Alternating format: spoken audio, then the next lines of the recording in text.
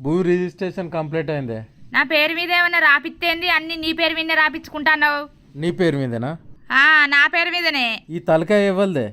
నాది. ఆ తలకాయలో పెట్టుకునే పాపడ బిల్లు ఇవ్వలదే. నీది. ఈ చెవులు ఇవ్వలే. నాయి. చెవులకున్న కమ్మలు బుట్టాలు ఇవ్వలే. నువ్వు ఏంచినాయి? ఈ ముక్కు ఇవ్వలే.